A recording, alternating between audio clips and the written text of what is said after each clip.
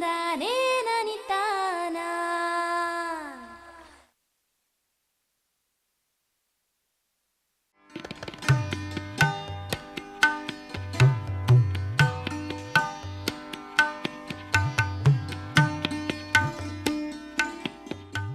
ಯಶಸ್ವಿ ಕೃಷಿಗೆ ಭೂಮಿಯ ಫಲವತ್ತತೆ ಅತ್ಯಂತ ಪ್ರಮುಖ ಅಂಶ. ಭೂಮಿಯ ಫಲವತ್ತತೆ ವೃದ್ಧಿ ಜೊತೆಗೆ ರೈತರ ಸರ್ವತೋಮುಖ ಬೆಳವಣಿಗೆ ಮತ್ತು ಆರ್ಥಿಕ ಅಭಿವೃದ್ಧಿಗಾಗಿ ಸರ್ಕಾರ ಭೂ ಸಮೃದ್ಧಿ ಯೋಜನೆಯನ್ನು ಜಾರಿಗೆ ತಂದಿದೆ. ಕೃಷಿಗೆ ಸಂಬಂಧಿಸಿದ ತೋಟಗಾರಿಕೆ ಇಲಾಖೆ, ಮೀನುಗಾರಿಕೆ, ಪಶುಸಂಗೋಪನೆ, ಅರಣ್ಯ ಇಲಾಖೆ ಮುಂತಾದವುಗಳ ಸಹಯೋಗದಲ್ಲಿ ಭೂ ಸಮೃದ್ಧಿ ಯೋಜನೆ ಅನುಷ್ಠಾನಕ್ಕೆ ತರಲಾಗಿದೆ. ವಿಜ್ಞಾನಿಗಳು ಮತ್ತು ರೈತರನ್ನು ಬೆಸೆಯುವ ಮತ್ತು ರೈತರ ಜೀವನ ಮಟ್ಟ ಸುಧಾರಿಸುವುದು ಈ ಯೋಜನೆಯ ಪ್ರಮುಖ ಉದ್ದೇಶ. ಕರ್ನಾಟಕ ಸರ್ಕಾರ 2014-15ನೇ ಸಾಲಿನಿಂದ ಭೂ ಸಮೃದ್ಧಿ ಎನ್ನುವ ಒಂದು ವಿಶೇಷ ಯೋಜನೆಯನ್ನು ಕೃಷಿ ಇಲಾಖೆ ವತಿಯಿಂದ ಜಾರಿಗೊಳಿಸಿದೆ. ಇದು ಭೂಚೇತನ ಯೋಜನೆಯ ಮುಂದುವರಿದ ಭಾಗ ಅಂತ ಹೇಳಿದ್ರೆ ತಪ್ಪಾಗಲಾರದು. ನಿಮಗೆ ಗೊತ್ತಿದೆ, ಕರ್ನಾಟಕದಲ್ಲಿ 2009-10ನೇ ಸಾಲಿನಿಂದ ಈ ಒಂದು ಭೂಚೇತನ ಯೋಜನೆ ಜಾರಿಯಲ್ಲಿತ್ತು. ಆ ಭೂಚೇತನ ಯೋಜನೆಯಲ್ಲಿ ಭಾಳ ಮುಖ್ಯವಾಗಿ ಈ ಭೂ ಫಲವತ್ತತೆಯನ್ನು ಆಧರಿಸಿ ನಾವು ರೈತರಿಗೆ ಈ ಭೂ ಫಲವತ್ತತೆ ಆಧಾರದ ಮೇಲೆ ಲಘು ಪೋಷಕಾಂಶಗಳನ್ನು, ಇನ್ನಿತರೆ ಪರಿಕರಗಳನ್ನು ಶಿಫಾರಸು ಮಾಡಿ ವಿಶೇಷವಾಗಿ ಈ ಇಳುವರಿ ಹೆಚ್ಚತಕ್ಕಂಥ ಒಂದು ಮಹತ್ವಾಕಾಂಕ್ಷಿ ಯೋಜನೆಯಾಗಿ ನಾವು ಅನುಷ್ಠಾನ ಮಾಡಿದ್ವಿ. ಇದು ಬಹಳ ಯಶಸ್ವಿಯಾಗಿತ್ತು ಇಡೀ ರಾಜ್ಯದಲ್ಲಿ. ಈ ಯಶಸ್ವಿಯಾದ ನಂತರ ಇದನ್ನು ಮುಂದುವರೆದ ಭಾಗವಾಗಿ ಈ ಭೂ ಸಮೃದ್ಧಿ ಯೋಜನೆಯನ್ನು ನಾವು ಈ ಒಂದು 2014-15ನೇ ಸಾಲಿನಿಂದ ನಾವು ಜಾರಿಗೊಳಿಸಿದ್ದೀವಿ. ಈ ಭೂ ಸಮೃದ್ಧಿ ಯೋಜನೆಯಲ್ಲಿ ಪ್ರಮುಖವಾಗಿ ಭೂಚೇತನ ಯೋಜನೆಗೆ ಮತ್ತು ಭೂ ಸಮೃದ್ಧಿ ಯೋಜನೆಗೆ ವ್ಯತ್ಯಾಸ ಅಂತ ಹೇಳಿದ್ರೆ, ಭೂಚೇತನ ಯೋಜನೆ ಬಂದು ಭೂ ಫಲವತ್ತತೆ ಆಧಾರದ ಮೇಲೆ ನಾವು ಕೈಗೊಂಡಿರ್ತಕ್ಕಂಥ ಒಂದು ಯೋಜನೆ ಆಗಿತ್ತು. ಈ ಭೂ ಸಮೃದ್ಧಿ ಯೋಜನೆ ಬಂದು ಇಲ್ಲಿ ಬಹಳ ಮುಖ್ಯವಾಗಿ ರೈತರ ಜೀವನ ಮಟ್ಟ ಸುಧಾರಿಸುವಂಥ ದಿಕ್ಕಿನಲ್ಲಿ ಈ ಒಂದು ಯೋಜನೆಯನ್ನು ನಾವು ಅನುಷ್ಠಾನ ಮಾಡ್ತಾ ಇದ್ದೇವೆ. ಇಲ್ಲಿ ಪ್ರಮುಖವಾಗಿ ಪ್ರಾರಂಭದಲ್ಲಿ ಮೊದಲನೇ ವರ್ಷದಲ್ಲಿ ಪ್ರತಿ ಒಂದು ವಿಭಾಗಕ್ಕೆ ಒಂದು ಜಿಲ್ಲೆಯನ್ನು ನಾವು ಆಯ್ಕೆ ಮಾಡ್ಕೊಂಡಿದ್ದೀವಿ. ತುಮಕೂರು ಬೆಂಗಳೂರು ವಿಭಾಗದಿಂದ, ರಾಯಚೂರು ಗುಲ್ಬರ್ಗ ವಿಭಾಗದಿಂದ, ಚಿಕ್ಕಮಗಳೂರು ನಮ್ಮ ಮೈಸೂರು ವಿಭಾಗದಿಂದ ಮತ್ತು ಬೆಳಗಾವಿ ವಿಭಾಗದಿಂದ ಬಿಜಾಪುರ ಜಿಲ್ಲೆಗಳನ್ನು ನಾವು ಆಯ್ಕೆ ಮಾಡ್ಕೊಂಡಿದ್ದೀವಿ ಮೊದಲನೇ ವರ್ಷ. ಇನ್ನು ಎರಡನೇ ವರ್ಷ ಈ ಯೋಜನೆಯನ್ನು ನಾವು ಇನ್ನೂ 4 ಜಿಲ್ಲೆಗಳಿಗೆ ವಿಸ್ತಾರ ಮಾಡಿದ್ದೀವಿ. ಈ ವರ್ಷ ಅಂದರೆ 15-16ನೇ ಸಾಲಿನಲ್ಲಿ ಬೀದರ್ ಜಿಲ್ಲೆ, ಚಿಕ್ಕಬಳ್ಳಾಪುರ ಜಿಲ್ಲೆ, ಧಾರವಾಡ ಜಿಲ್ಲೆ ಮತ್ತು ಉಡುಪಿ ಜಿಲ್ಲೆ, ಈ 4 ಜಿಲ್ಲೆಗಳಿಗೆ ಈ ಯೋಜನೆಯನ್ನು ನಾವು ಎರಡನೇ ವರ್ಷ ವಿಸ್ತರಿಸಿದ್ದೀವಿ. 9 ಅಂತಾರಾಷ್ಟ್ರೀಯ ಸಂಶೋಧನಾ ಸಂಸ್ಥೆಗಳು ಭೂ ಸಮೃದ್ಧಿ ಯೋಜನೆಯೊಂದಿಗೆ ಕೈಜೋಡಿಸಿದ್ದು, ಅವುಗಳು ಮಾಡುವ ಸಂಶೋಧನೆಗಳ ಫಲವನ್ನು ಈ ಯೋಜನೆ ಮೂಲಕ ರೈತರಿಗೆ ತಲುಪಿಸಲಾಗುತ್ತದೆ. ಕೃಷಿಯಲ್ಲಿ ಹೊಸ ತಾಂತ್ರಿಕತೆಗಳ ಅಳವಡಿಕೆ, ಯಂತ್ರೋಪಕರಣಗಳ ಬಳಕೆಗೆ ಪ್ರೋತ್ಸಾಹ, ರೈತರಿಗೆ ತರಬೇತಿ ನೀಡುವುದು ಮುಂತಾದ ಚಟುವಟಿಕೆಗಳನ್ನು ಈ ಯೋಜನೆಯಡಿ ಕೈಗೊಳ್ಳಲಾಗುತ್ತದೆ. ಇಲ್ಲಿ ಪ್ರಮುಖವಾಗಿ ನಾವು 9 ಅಂತಾರಾಷ್ಟ್ರೀಯ ಮಟ್ಟದ ಸಂಸ್ಥೆಗಳನ್ನು ಈ ಯೋಜನೆಯಲ್ಲಿ ನಮ್ಮ ಕರ್ನಾಟಕ ಸರ್ಕಾರದೊಂದಿಗೆ ಅವರು ಕೈ ಜೋಡಿಸಿದ್ದಾರೆ. ಇಲ್ಲಿ ಇಕ್ರಿಸ್ಯಾಟ್ ಅಂತ ಹೈದರಾಬಾದ್ನಲ್ಲಿರ್ತಕ್ಕಂಥ ಒಂದು ಅಂತಾರಾಷ್ಟ್ರೀಯ ಸಂಸ್ಥೆ ಈ ಒಂದು ಮುಂದಾಳತ್ವದಲ್ಲಿ ನಾವು ಈ ಯೋಜನೆಯನ್ನು ನಾವು ಅನುಷ್ಠಾನ ಮಾಡ್ತಾ ಇದ್ದೀವಿ. ಇಲ್ಲಿ ಪ್ರಮುಖವಾಗಿ ಈ ಅಂತಾರಾಷ್ಟ್ರೀಯ ಮಟ್ಟದ ಏನು ಸಂಶೋಧನಾ ಕೇಂದ್ರಗಳಿದ್ದಾವೆ, ಅವುಗಳಲ್ಲಿ ಆಗಿರ್ತಕ್ಕಂಥ ಸಂಶೋಧನೆಗಳನ್ನ ಫಲಗಳನ್ನು ರೈತರಿಗೆ ತಲುಪಿಸುವಂಥ ಒಂದು ದಿಕ್ಕಿನಲ್ಲಿ ಈ ಯೋಜನೆಯನ್ನು ನಾವು ಅನುಷ್ಠಾನ ಮಾಡ್ತಾ ಇದ್ವಿ. ತುಂಬ ಪ್ರಮುಖವಾದಂಥ ಯೋಜನೆ ಕರ್ನಾಟಕ ಸರ್ಕಾರದಲ್ಲಿ. ಇದನ್ನು ಫ್ಲ್ಯಾಗ್ಶಿಪ್ ಪ್ರೋಗ್ರಾಮ್ ಅಂತ ಕರಿತೇವೆ. ಈ ಯೋಜನೆಗೆ ಈ ವರ್ಷ ಸುಮಾರು 18 ಕೋಟಿ ಅನುದಾನವನ್ನು ನಾವು ಇದಕ್ಕಾಗಿ ಮೀಸಲಿಟ್ಟಿದ್ದೇವೆ. ಇಲ್ಲಿ ರೈತರಿಗೆ ಪ್ರಮುಖವಾಗಿ ನಾವು ಅನೇಕ ಎಲ್ಲ ಇಲಾಖೆಗಳ ಸಹಯೋಗವನ್ನು ನಾವು ಇಲ್ಲಿ ತಗೊಂಡಿದ್ದೇವೆ. ಇಲ್ಲಿ ಕೃಷಿ ಇಲಾಖೆ ಇರ್ಬೋದು, ಮತ್ತು ಪಶುಸಂಗೋಪನಾ ಇಲಾಖೆ ಇರ್ಬೋದು, ತೋಟಗಾರಿಕೆ ಇಲಾಖೆ ಇರ್ಬೋದು, ರೇಷ್ಮೆ ಇಲಾಖೆ ಇರ್ಬೋದು, ಮೀನುಗಾರಿಕೆ ಇಲಾಖೆ ಇರ್ಬೋದು, ಮತ್ತು ರೈತರಿಗೆ ನಮ್ಮ ಈ ಒಂದು ಇಲಾಖೆಗಳಲ್ಲಿ ಏನು ಹೊಸ ಹೊಸ ಸಂಶೋಧನೆಗಳಾಗಿದ್ದಾವೆ, ಆ ಸಂಶೋಧನೆಗಳ ಫಲವನ್ನು ರೈತರಿಗೆ ತಲುಪಿಸುವಂಥ ದಿಕ್ಕಿನಲ್ಲಿ ಇವರೆಲ್ಲವನ್ನ ಕ್ರೋಢೀಕರಿಸಿ ಈ ಯೋಜನೆಯನ್ನು ನಾವು ಅನುಷ್ಠಾನ ಮಾಡಲಿಕ್ಕೆ ಕ್ರಿಯಾ ಯೋಜನೆಯನ್ನು ನಾವು ಅಭಿವೃದ್ಧಿ ಮಾಡಿದ್ದೇವೆ. ಇಲ್ಲಿ ಆಯಾ ಜಿಲ್ಲಾ ಪಂಚಾಯತಿಯ ಮುಖ್ಯ ಕಾರ್ಯನಿರ್ವಾಹಕ ಅಧಿಕಾರಿಗಳಿಗೆ ಒಂದು ಜವಾಬ್ದಾರಿಯನ್ನು ಕೂಡ ಕೊಟ್ಟಿದ್ದೇವೆ. ಅಲ್ಲಿ ಅವರನ್ನು ಒಂದು ಟೀಮ್ ಲೀಡರ್ ಅಂತ ಹೇಳಿ ಗುರುತಿಸಿದ್ದೇವೆ. ಅವ್ರಿಗೆಲ್ಲ ತರಬೇತಿಗಳನ್ನು ಕೊಟ್ಟಿದ್ದೇವೆ. ಅವರ ಮಾರ್ಗದರ್ಶನದಲ್ಲಿ ಆ ಒಂದು ಜಿಲ್ಲೆಗೆ ಬೇಕಾದಂಥ ಹೊಸ ಹೊಸ ಸಂಶೋಧನೆಗಳು ಏನು ಬೇಕೋ, ಅವುಗಳ ಏನು ಸಂಶೋಧನೆಗಳ ಆಧಾರಿತ ಫಲಗಳು ಬೇಕು, ಅಲ್ಲಿ ಅನುಷ್ಠಾನ ಮಾಡಲಿಕ್ಕೆ ಒಂದು ಮುಕ್ತವಾದಂಥ ಅವಕಾಶವನ್ನು ಆಯಾ ಜಿಲ್ಲೆಗಳಿಗೆ ಕೊಟ್ಟಿದ್ದೇವೆ ಇಲ್ಲಿ. ಹಾಗಾಗಿ ಇದೊಂದು ಮಹತ್ವಾಕಾಂಕ್ಷಿ ಯೋಜನೆ ಕರ್ನಾಟಕ ಸರ್ಕಾರದ್ದು. ಇಲ್ಲಿ ರೈತರ ಒಂದು ಬದುಕನ್ನು ಬದಲಾವಣೆ ಮಾಡಲಿಕ್ಕೆ, ಮತ್ತು ವಿಶೇಷವಾಗಿ ಆರ್ಥಿಕ ಮಟ್ಟವನ್ನು ಸುಧಾರಣೆ ಮಾಡಲಿಕ್ಕೆ, ಇಳುವರಿಯನ್ನು ಸುಧಾರಣೆ ಮಾಡಲಿಕ್ಕೆ ಆ ದಿಕ್ಕಿನಲ್ಲಿ ನಾವು ಪ್ರಯತ್ನಗಳನ್ನು ಈ ಒಂದು ಯೋಜನೆ ಮೂಲಕ ಮಾಡ್ತಾ ಇದ್ದೀವಿ. ಇಲ್ಲಿ ಮುಖ್ಯವಾಗಿ ರೈತರಿಗೆ ಮತ್ತು ಅಧಿಕಾರಿಗಳಿಗೆ ತರಬೇತಿ ಕೊಡ್ತಕ್ಕಂಥದ್ದು, ವಿಜ್ಞಾನಿಗಳನ್ನ ಬಂದು ರೈತರನ್ನು ಬೆಸೆಯುವಂಥ ಕೆಲಸವನ್ನು ನಾವು ಮಾಡ್ತಾ ಇದ್ದೀವಿ. ಅವರ ಸಾಮರ್ಥ್ಯ ಅಭಿವೃದ್ಧಿ ಮತ್ತು ಕೌಶಲ್ಯ ಅಭಿವೃದ್ಧಿ ಇವೆರಡಕ್ಕೂ ಕೂಡ ಒತ್ತನ್ನು ಕೊಟ್ಟಿದ್ದೇವೆ ಈ ಒಂದು ಯೋಜನೆಯಲ್ಲಿ. ಇಲ್ಲಿ ಯಾವುದೇ ಒಂದು ನಿಟ್ಟಿನಲ್ಲಿ ಈ ಒಂದು ಅವರ ರೈತರ ಆರ್ಥಿಕ ಮಟ್ಟ ಅಥವಾ ಜೀವನ ಮಟ್ಟ ಏನಂತ ಹೇಳ್ತೀವಿ ಅದನ್ನು ಸುಧಾರಿಸುವುದೇ ಈ ಒಂದು ಭೂ ಸಮೃದ್ಧಿ ಯೋಜನೆಯ ಪ್ರಮುಖ ಉದ್ದೇಶ ಆಗಿದೆ ಅಂತ ಹೇಳಲಿಕ್ಕೆ ನಾನು ಬಯಸ್ತೇನೆ. ರೈತರಿಗೆ ತಾಂತ್ರಿಕ ಮಾಹಿತಿ, ಹೊಸ ತಳಿಗಳ, ಹೊಸ ಗೊಬ್ಬರಗಳ ಮಾಹಿತಿ ನೀಡುವುದು, ತೋಟಗಾರಿಕಾ ಚಟುವಟಿಕೆಗೆ ಉತ್ತೇಜನ, ದ್ವಿದಳ ಧಾನ್ಯ ಬೆಳೆಗೆ, ಕುಕ್ಕಟ ಪಾಲನೆಗೆ, ಕೃಷಿ ಹೊಂಡದಲ್ಲಿ ಮೀನು ಸಾಕಣೆಗೆ, ಕುರಿ ಸಾಕಣೆಗೆ, ಅರಣ್ಯ ಬೆಳೆ ಬೆಳೆಯಲು ಉತ್ತೇಜನ ನೀಡುವುದು ಭೂ ಸಮೃದ್ಧಿ ಯೋಜನೆಯ ಕಾರ್ಯಚಟುವಟಿಕೆಗಳಾಗಿವೆ. ಕೃಷಿ ಇಲಾಖೆಯ ವತಿಯಿಂದ ಹೊಸ ಹೊಸ ತಾಂತ್ರಿಕ ವಿಷಯಗಳನ್ನು ನಾವು ಈ ಒಂದು ಯೋಜನೆಗೆ ಅಳವಡಿಸಲಿಕ್ಕೆ ತಾಂತ್ರಿಕವಾಗಿ ನಾವು ಕೊಂಡಿದ್ದೇವೆ. ಇಲ್ಲಿ ಮುಖ್ಯವಾಗಿ ಸೋಲಾರ್ ಲೈಟ್ ಟ್ರ್ಯಾಪನ್ನು ಬಳಸಿ ಕೀಟ ನಿಯಂತ್ರಣ ಮಾಡ್ತಕ್ಕಂಥದ್ದಿರ್ಬೋದು, ಬ್ರಾಡ್ ಬೇಸ್ಡ್ ಫರ್ರೋವನ್ನು ಬಳಸಿ ಉತ್ತಮ ಬೇಸಾಯ ಪದ್ಧತಿಗಳನ್ನು ಅನುಷ್ಠಾನ ಮಾಡೋದಿರ್ಬೋದು, ಹೊಸ ಹೊಸ ಯಂತ್ರೋಪಕರಣಗಳು ವಿಶೇಷವಾಗಿ ಸೀಡ್ ಕಮ್ ಫರ್ಟಿಲೈಸರ್ ಡ್ರಿಲ್ ಮತ್ತು BBF machines, cultivators, plant stalk shredders, power weeders, zero multi crop planters, ಹೀಗೆ ಹೊಸ ಹೊಸ ಈ ಒಂದು ಆಧುನಿಕ ಉಪಕರಣಗಳನ್ನು ಕೂಡ ನಾವು ರೈತರಿಗೆ ಪರಿಚಯ ಮಾಡಿಸುವಂಥ ದಿಕ್ಕಿನಲ್ಲಿ ಕಾರ್ಯಕ್ರಮ ಹಮ್ಮಿಕೊಂಡಿದ್ವಿ. ಮತ್ತು ಈ ಒಂದು ತಾಂತ್ರಿಕತೆಗಳ ಬಗ್ಗೆ ರೈತರಿಗೆ ತರಬೇತಿ ಕೊಡಿರ್ಬೋದು. ಈ ಕಾಂಪೋಸ್ಟನ್ನು ನವೀನ ರೀತಿಯಲ್ಲಿ ತಯಾರಿಕೆ ಮಾಡಲಿಕ್ಕೆ ಬಳಸ್ತಕ್ಕಂಥ ಜೀವಾಣುಗಳ ಬಳಕೆ ಬಗ್ಗೆ ತರಬೇತಿ ಇರ್ಬೋದು. ವಿಶೇಷವಾಗಿ ಭತ್ತದಲ್ಲಿ ಹನಿ ನೀರಾವರಿಯನ್ನು ಬಳಸುವಂಥ ಪ್ರಾತ್ಯಕ್ಷಿತೆಗಳಿರ್ಬೋದು. ಈಗೆಲ್ಲ ಇಲಾಖೆ ವತಿಯಿಂದ ನಾವು ರೂಪಿಸಿದ್ದೇವೆ.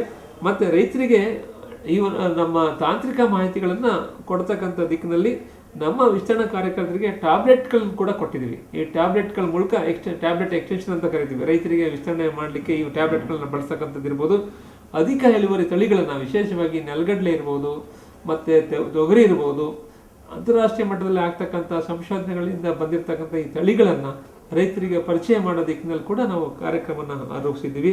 ಹೀಗೆ ಬೇರೆ ಬೇರೆ ಇಲಾಖೆಯ ಸಹಯೋಗದಲ್ಲಿ ನಾವು ಈ ಕಾರ್ಯಕ್ರಮವನ್ನು ಅನುಷ್ಠಾನ ಮಾಡಲಿಕ್ಕೆ ನಾವು ಕ್ರಿಯಾಯೋಜನೆ ರೂಪಿಸಿದ್ದೀವಿ.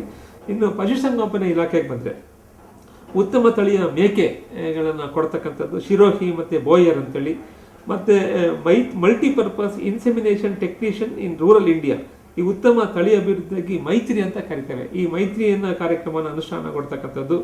ಬಂಜೆ ರಾಶಿಗಳ ಚಿಕಿತ್ಸೆಯನ್ನು ಒಂದು ಹೊಸ ನವೀನ ತಾಂತ್ರಿಕತೆಯನ್ನು ಬಳಸಿ ಕಂಟ್ರೋಲ್ಡ್ ಇಂಟರ್ನಲ್ ಡ್ರಗ್ ರಿಲೀಸ್ ಅಂತ ಹೇಳ್ತೇವೆ, CIDR ಅಂತೇಳಿ ಈ ಒಂದು ಪದ್ಧತಿಯನ್ನು ಬಳಸಿ ಬಂಜೆ ರಾಶಿಗಳ ಚಿಕಿತ್ಸೆ ಕೊಡಿಸಲಿಕ್ಕೆ ನಾವು ಕಾರ್ಯಕ್ರಮ ರೂಪಿಸಿದ್ದೀವಿ.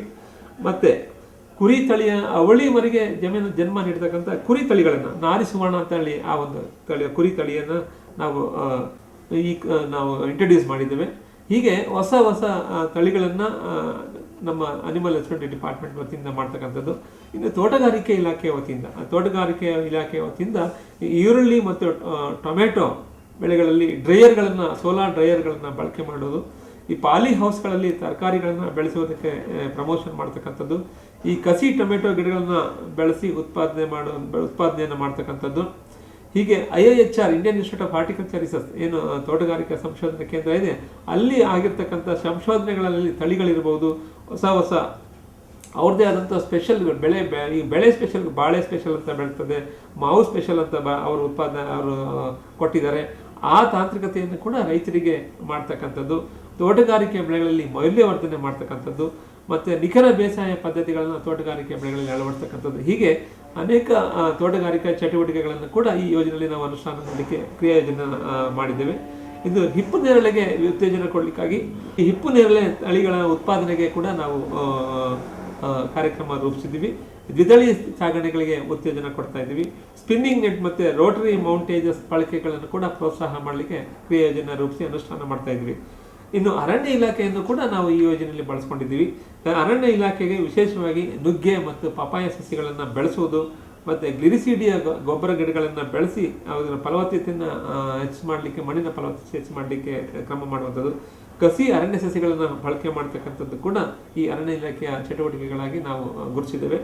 ಇನ್ನು ಮೀನುಗಾರಿಕೆಗೆ ಸಂಬಂಧಪಟ್ಟ ಹಾಗೆ ಕೃಷಿ ಹೊಂಡಗಳಲ್ಲಿ ಮೀನುಗಾರಿಕೆಗೆ ಉತ್ತೇಜನ ಮಾಡ್ತಕ್ಕಂಥದ್ದು, ಮೀನು ಮರಿ ಪೋಷಣೆಗಳನ್ನು ಮಾಡಿ ರೈತರಿಗೆ ಕೊಡ್ತಕ್ಕಂಥದ್ದು. ಹೀಗೆ ಜಿಲ್ಲಾ ಪಂಚಾಯತ್ ಮುಖ್ಯ ಕಾರ್ಯನಿರ್ವಾಹಕ ಅಧಿಕಾರಿ ಮುಂದಾಳತ್ವ ಮತ್ತು ಮಾರ್ಗದರ್ಶನದಲ್ಲಿ ಯೋಜನೆಯ ಅನುಷ್ಠಾನಕ್ಕೆ ರೂಪುರೇಷೆ ಸಿದ್ಧಪಡಿಸಲಾಗುತ್ತದೆ.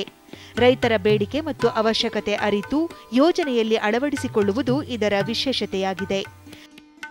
ಎಲ್ಲ ಇಲಾಖೆಗಳ ಒಂದು ಸಹಯೋಗದಲ್ಲಿ ಜಿಲ್ಲಾ ಮಟ್ಟದಲ್ಲಿ ಒಂದು ತಂಡಗಳನ್ನು ರಚನೆ ಮಾಡಿ ಹಳ್ಳಿಗೆ ಹೋಗಿ ಈ ಕಾರ್ಯಕ್ರಮಗಳ ಬಗ್ಗೆ ರೈತರಿಗೆ ಒತ್ತಿ ಹೇಳಿ ಆ ಮೂಲಕ ಇದನ್ನು ಅನುಷ್ಠಾನ ಮಾಡಲಿಕ್ಕೆ ಒಂದು ಭೂ ಸಮೃದ್ಧಿ ಯೋಜನೆಯನ್ನು ನಾವು ಜಾರಿಗೊಳಿಸಿದ್ದೀವಿ. ಇದೊಂದು ಮಹತ್ವಾಕಾಂಕ್ಷಿ ಯೋಜನೆ. ರೈತರು ಈ ಯೋಜನೆಯ ಸೌಲಭ್ಯನ ಪಡ್ಕೊಳ್ಬೇಕು. ಮತ್ತು ವಿಶೇಷವಾಗಿ ನಮ್ಮ ಭೂ ಸಮೃದ್ಧಿ ಯೋಜನೆ ಅನುಷ್ಠಾನ ಮಾಡ್ತಕ್ಕಂಥ ಎಲ್ಲ ರೈತರು ಕೃಷಿ ಭಾಗ್ಯ ಯೋಜನೆಯಲ್ಲಿ ಕೂಡ ಪಾಲ್ಗೊಳ್ಳಲಿಕ್ಕೆ ಮುಕ್ತ ಅವಕಾಶವನ್ನು ಮಾಡಿಕೊಟ್ಟಿದ್ದೀವಿ. ಯಾವುದೇ ರೈತರು ಆ ಒಂದು ರೈತರ ಜಮೀನಿನಲ್ಲಿ ಕೃಷಿ ಹೊಂಡ ಬೇಕು ಅಥವಾ ಅದಕ್ಕೆ ಪಾಲಿಥೀನ್ ಹೊದಿಕೆ ಹಾಕೋದು ಮತ್ತು ಅದಕ್ಕೆ ಬೇಕಾದಂಥ ಒಂದು ಪ್ಯಾಕೇಜ್ ರೂಪದಲ್ಲಿ ಕೃಷಿ ಭಾಗ್ಯ ಯೋಜನೆ ಒಂದು ಪ್ಯಾಕೇಜ್ ಇದೆ. ಆ ಒಂದು ಪ್ಯಾಕೇಜನ್ನು ರೈತರು ಪಡ್ಕೊಳ್ಳಿಕ್ಕೆ ಎಲ್ಲ ರೈತರು ಈ ಭೂ ಸಮೃದ್ಧಿ ಯೋಜನೆಯಲ್ಲಿ ಬರ್ತಕ್ಕಂಥ ಎಲ್ಲ ರೈತರಿಗೂ ಕೂಡ ಮುಕ್ತ ಅವಕಾಶವನ್ನು ಕೂಡ ನಾವು ಮಾಡಿಕೊಟ್ಟಿದ್ದೀವಿ. ಈ ಯೋಜನೆಯಲ್ಲಿ ರೈತರು ಪಾಲ್ಗೊಂಡು ಈ ಯೋಜನೆಯ ಹೆಚ್ಚು ಪರಿಣಾಮಕಾರಿಯಾಗಿ ಅನುಷ್ಠಾನ ಮಾಡಲಿಕ್ಕೆ ಸಹಕಾರ ಮಾಡಬೇಕು. ಈ ಯೋಜನೆ ಸವಲತ್ತುಗಳನ್ನು ಬಳಸ್ಕೊಳ್ಬೇಕು. ರೈತರು ಹೆಚ್ಚು ನಮ್ಮ ರೈತ ಸಂಪರ್ಕ ಕೇಂದ್ರಗಳಿಗೆ ಭೇಟಿ ಮಾಡಿ ಈ ಯೋಜನೆ ಬಗ್ಗೆ ತಿಳ್ಕೊಂಡು ಇದರಲ್ಲಿ ಪಾಲ್ಗೊಳ್ಬೇಕು ಅಂತ ನಾನು ರೈತರಲ್ಲಿ ಮತ್ತೊಮ್ಮೆ ಮನವಿ ಮಾಡ್ತೀನಿ. ರೈತ ಬಾಂಧವರು ಸರ್ಕಾರದ ಈ ಭೂ ಸಮೃದ್ಧಿ ಯೋಜನೆಯ ಸಂಪೂರ್ಣ ಲಾಭ ಪಡೆದು ಸರ್ವತೋಮುಖ ಬೆಳವಣಿಗೆ ಹೊಂದಿ ಆರ್ಥಿಕ ಅಭಿವೃದ್ಧಿ ಸಾಧಿಸಬಹುದಾಗಿದೆ.